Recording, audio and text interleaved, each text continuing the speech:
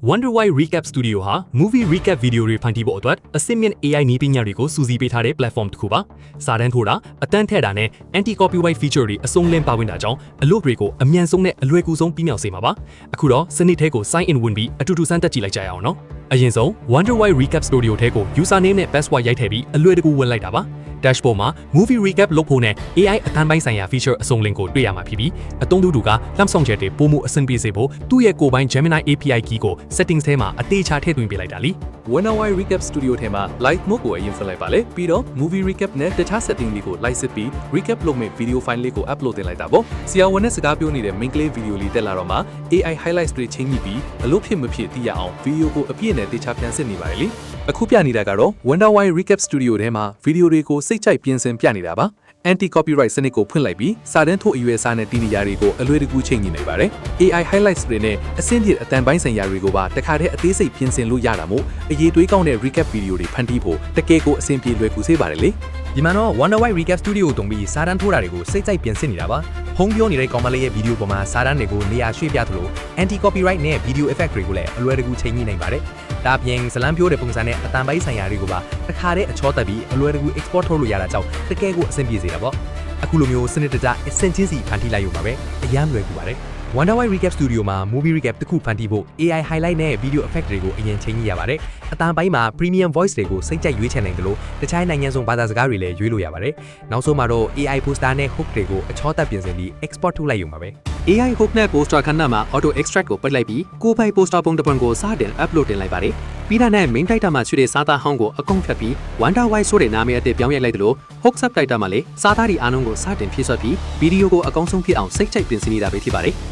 ်အခုတော့ hook subtitle နေရာမှာ recap studio လို့ရေးလိုက်ပြီး episode နေရာမှာလည်း free API တက်ဆိုပြီးအသစ်ပြောင်းပယ်လိုက်တာလေအဲ့ဒီနောက်မှာတော့ video တော့လိုအပ်တဲ့နောက်ခံတီးချင်းတွေကိုစိတ်ချိုက်ရွေးချယ်နိုင်ဖို့ background music section ကိုပြင်ကြည့်ပြီး action music နဲ့ romance music တွေထဲကနေချိုက်တာကိုရွေးနေတာပါပဲ Wonder Why Recap Studio ထဲမှာနောက်ခံတီးတာအမျိုးအစားအတွက် romance music ဆိုတာလေးကိုရွေးချယ်ပေးလိုက်ပါတယ်အတန်အတူးချက်တွေကိုပါတေးကြချင်းနေပြီး AI စနစ်နဲ့ script တွေအတန်တွေကိုအသေးစိတ်ပြင်ဆင်နိုင်တာကိုတွေ့ရမှာပါအားလုံးအဆင်ပြေသွားပြီဆိုရင်တော့ video ကိုအလွယ်တကူ export ထုတ်ယူပြီးအသုံးပြုလိုက်ရုံပါပဲ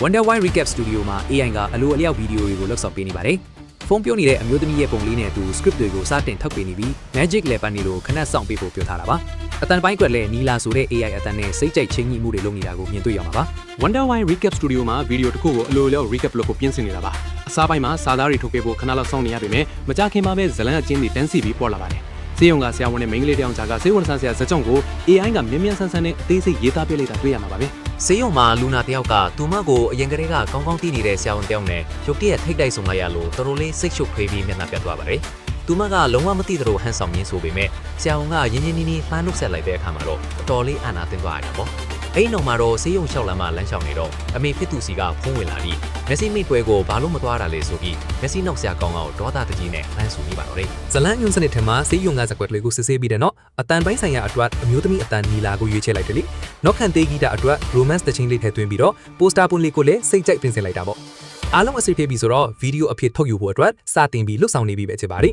အခုတော့ AI စနစ်ကိုသုံးပြီးဗီဒီယိုဇလန်ပြန်ပြောဖို့အကောင်းဆုံးပြင်ဆင်နေတာပါ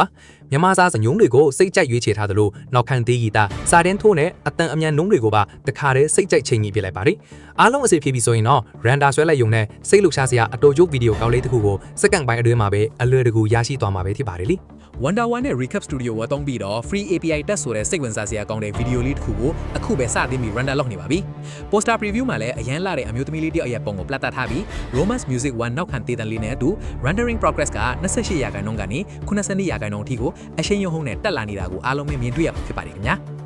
Video rendering လုပ်ငန်းစဉ်ဟာ84%ကနေ94%ထိတဖြည်းဖြည်းနဲ့အရှိန်ရုံပြင်းပြင်းတိုးတက်လာနေတာကိုမြင်တွေ့ရပါတယ်။ Poster preview နေရာမှာမင်းလေးတယောက်ရဲ့လော့ပါတဲ့ပုံကြီးကိုအသုံးပြုထားပြီးနောက်ခံဒေဂီတာအဖြစ် romance music ကိုရွေးချယ်ပေးထားတာပါ။အခုဆိုရင်စကားလေးထွက်ပေါ်လာဖို့အတွက်အားလုံးအဆင်သင့်ဖြစ်နေပါပြီ။ Video render လုပ်နေတာ96%ကနေ99%အထိတဖြည်းဖြည်းချင်းတက်လာပြီးတော့အောင်မြင်စွာနဲ့ပဲခဏလေးအတွင်းမှာပြီးဆုံးသွားပါတယ်အဲ့ဒီနောက်မှာတော့ video export ထုတ်ယူဖို့အတွက် clock စိန်လေးပေါ်လာပြီးအဲ့ဒီ clock ကိုနှိပ်လိုက်တဲ့အခါမှာတော့ Wonder Why Recap Studio ဆိုတဲ့စာသားလေးတွေနဲ့အတူချစ်စရာကောင်းတဲ့ကောင်မလေးတဲ့ video file လေးကို media player ထဲမှာအခုလိုမျိုးစိတ်ကျေတစရာကောင်းအောင်မြင်စွာကြည့်ရှုလိုက်ရတာပဲဖြစ်ပါတယ်လေစေယုံကိုရောက်နေတဲ့မင်းကလေးတယောက်ဟာသူမကိုကောင်းကောင်းကြီးမှတ်မိနေတဲ့ဆရာဝန်တယောက်နဲ့မမျော်လင့်ပဲထိတ်တိုက်တိုးမိသွားလို့တော်တော်လေးကိုစိတ်လှုပ်ရှားပြီးမျက်နှာပြတ်သွားပါတယ်။ သူမကလူမားနေတာပါဒီမျိုးကအထက်ကျောင်းကလည်းမထက်ခဲ့ဘူးပါဘူးလို့အတင်းငင်းပြီးရှောင်ဖယ်ဖို့ကြိုးစားပြီးမြလေဆရာဝန်ကတော့သူမကိုစိုက်ကြည့်ပြီးမတွေ့တာကြာပြီနော်လို့ခက်အေးအေးပဲပြောလိုက်ကကြောက်သူမတွေရောအန်အားတင်ပြီးစွန့်သွားရပါတော့တယ်လေ ကလူးရဲ့ဟမ်မန်ဟာအလုပ်တွေရှို့ပြီးအရန်ကိုပင်ပန်းနေတာကြောင့်အပင်မှာနောက်ထပ်တကချင်းတွင်းနေနေပဲကဖေးစားပွဲပေါ်မှာတင်အိပ်ပျော်သွားပါတယ်